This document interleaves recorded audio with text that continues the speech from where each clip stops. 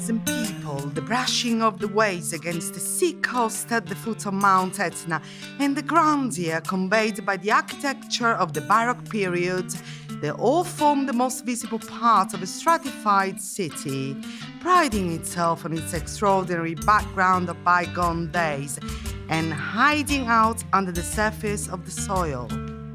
Surrounded by buildings and partly buried by them, some monuments of the Roman age do appear, and embedded in a subterranean silence they echo a past that can still be heard today. Here, in the lively atmosphere of Stesichorus Square, in the beating heart of the city of Catania, you'll find a hugely open old wound, straight over the remains of the Roman amphitheatre. A wound just right into the soul of the city, and indeed a jump across 2,000 years of history, a constant reminder for the city of its centuries-old bond with the volcano in its lava stone.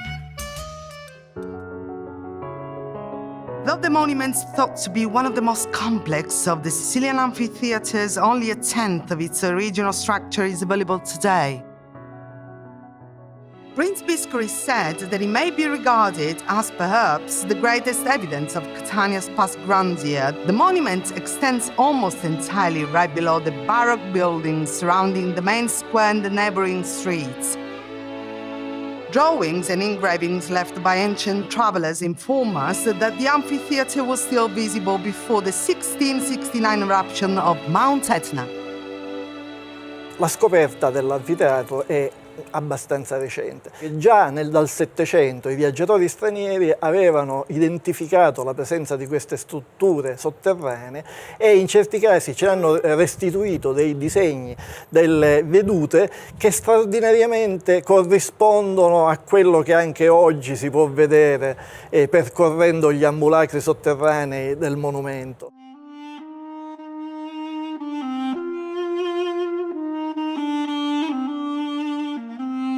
For so long, the existence of the amphitheatre remains just a dim memory, being the square paved and decorated with elegant street lamps and by flower beds too. There's a deep connection between the discovery of the monument and some eminent personalities from the city of Catania, which is why the first attempt for the remains to be brought to light dates back to 1748. Il principe Biscari volle aprire un vero e proprio scavo archeologico nella zona di quella che oggi, non a caso, si chiama Via del Colosseo. In quell'occasione fu messo in luce quasi interamente l'ambulacro interno del monumento. It wasn't nonetheless until 1904, during the De Felice administration, that works began to bring it to light, thanks to the architect Filadelfo Fichera. In 1907, the opening ceremony, with the presence of King Victor Emmanuel III, was held for pursuing this particular objective.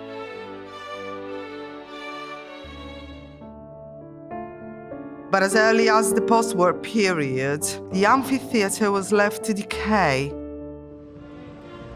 In 1943, when the Allies bombed the city, reducing it to heaps of rubble, the structure was used as a war shelter.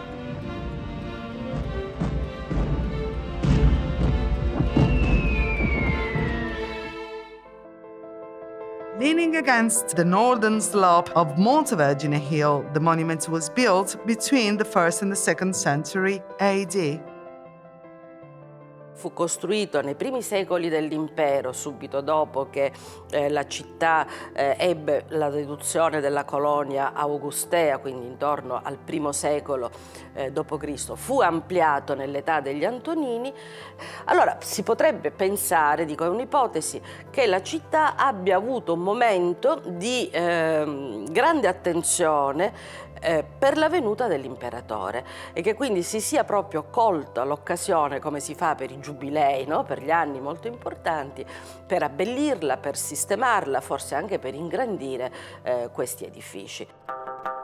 The amphitheatre hosted up to 15,000 spectators who enjoyed bloodthirsty shows, such as fights between gladiators and fights between people and animals. Come il teatro e come altri edifici pubblici della prima età imperiale, l'anfiteatro è costruito con una tecnica molto utilizzata dai romani e molto solida, cioè ha il corpo murario in opera cementizia e i paramenti esterni con blocchi lavici squadrati. Sono soprattutto utilizzati nei cantonali, negli angoli, nei pilastri, perché oltre ad essere elementi strutturali sono anche elementi di finitura, diciamo, del muro a vista. The visible section of the monument includes some parts from the north side of the arena. This is marked off by a podium of rows of blocks. Some of them are covered with marble, while some others with basalt from Etna. On each one of the two sides are the main axes for a gateway.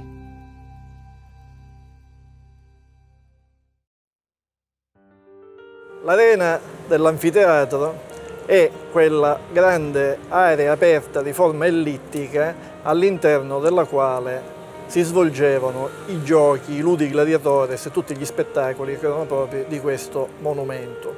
Se ne conserva soltanto una piccolissima parte a una delle estremità e una porzione abbastanza cospicua, tale da renderci conto di come deve essere fatto il monumento della cavea e delle sostruzioni che la reggono.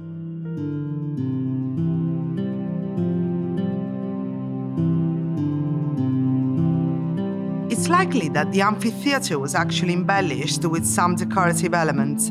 Just trunks of columns remain with us, and a slab of marble with traces of an equestrian figure.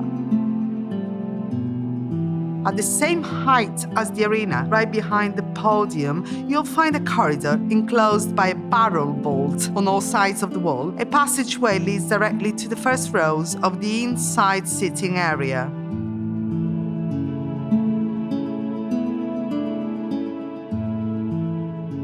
Just a few steps connected the internal ambulacrum with the second corridor.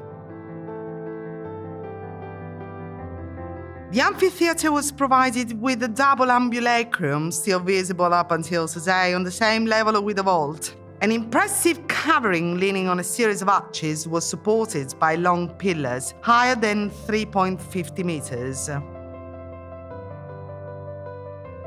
Le volte sono state realizzate con la pietra lavica leggera, quella che noi chiamiamo la pietra pomice, e le diverse sezioni costruttive scandite dalla presenza di archi in mattoni che permettevano, con l'utilizzazione poi delle casseformi, di realizzare una volta a botte, diciamo, perfetta dal punto di vista strutturale, complessa perché nello stesso tempo è una volta che curva, cioè segue la curvatura del monumento.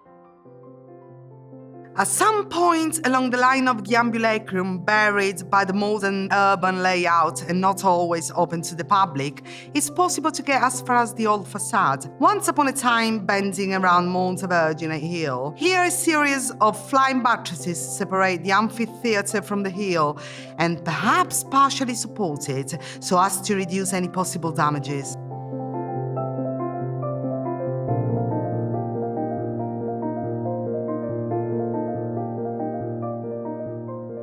Unfortunately, from the 4th century, the theatre fell into a progressive state of neglect.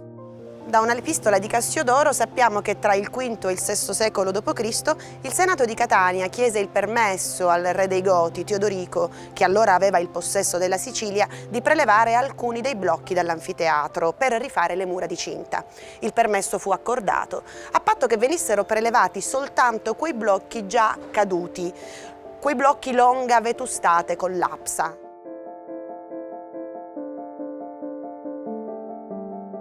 In the 11th century, its stones were used for the building of a new cathedral. After the 1693 earthquake, during the reconstruction of Catania, the Roman ruins became the actual foundations of currently overlying palaces. At a later date, the extrados of the surviving tunnels were exploited to build the foundations for new houses and for the neoclassical facade of St. Biagio's Church. Despite the amphitheatre gradually disappeared from sight and fell into oblivion, it's always maintained a grip on the collective imagination of the people in Catania. The amphitheatre is also remembered in regard to the martyrdom of Agatha, the patron saint of the city. From the images portraying different episodes of her martyrdom, the monument quite often stands out as being of crucial importance.